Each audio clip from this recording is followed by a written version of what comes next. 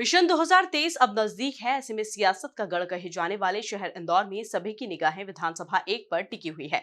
इसी विधानसभा से कांग्रेस के विधायक संजय शुक्ला सॉफ्ट हिंदुत्व की राह पर चलते हुए शिव महापुराण का आयोजन करवा रहे हैं।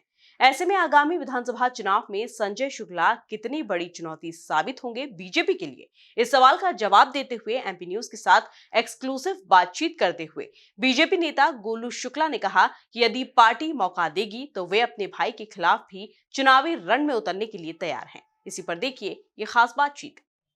मध्य प्रदेश में अब कुछ ही दिनों बाद भारत जोड़ो यात्रा प्रारंभ होने वाली है।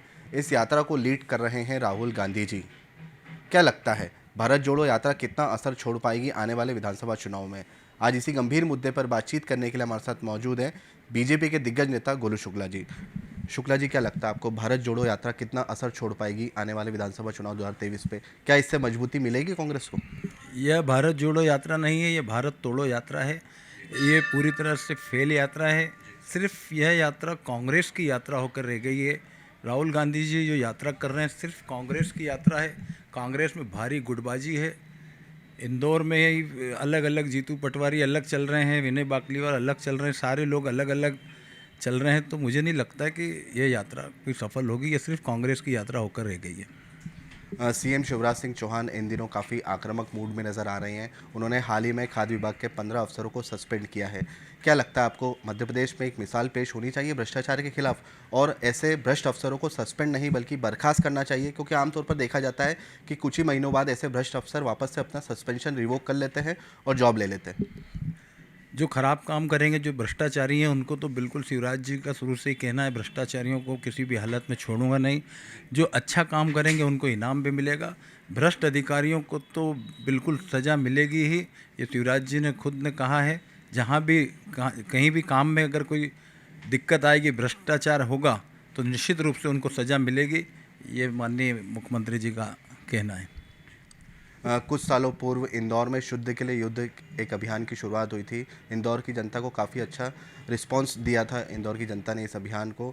और वहीं WHO की रिपोर्ट है कि जो खाद्य पदार्थों में मिलावट हो रही है उसकी वजह से ही कैंसर के मरीजों में बढ़ोतरी देखने को मिल रही है। क्या लगता है आपको वापस से इंदौर में शुद्ध के लिए युद्ध अभियान की शुरुआत होनी चाहिए एक बड़े स्तर पर?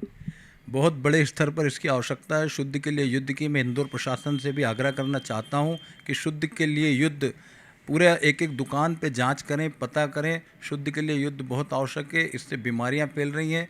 होटल हो, रेस्टोरेंट हो, मिठाई शॉप हो, सभी दूर शुद्ध का जांच होना चाहिए। ये कलेक्टर साहब और पूरी प्रशासनिक टीम, नगर निगम, स्वास्थ्य विभाग द्वारा इसमें वापस से जाँच होना चाहिए। शुद्ध के लिए युद्ध के लिए धन्यवाद। कांग्रेस के विधायक संजय शुक्ला अपनी विधानसभा में महाशिवपुराण का आयोजन करवा रही हैं। सॉफ्ट हिंदुत्व की राह पर चल रहे हैं। वो कितनी बड़ी चुनौती है वो बीजेपी के लिए? यदि आपको मौका मिलता है तो क्या अपने ही भाई के खिलाफ आप चुनावी रण में उतरेंगे? बहुत अच्छा काम कर रहे हैं वो। राम शिव पुराण कथा करा रहे हैं, उनको मैं अपनी ओर से बहुत बहुत शुभकामना देता हूं। धर्म का जागरण कर रहे हैं, बहुत अच्छी बात है। मुझे पार्टी जो भी आदेश करेगी मैं पार्टी के आदेश को मानूंगा।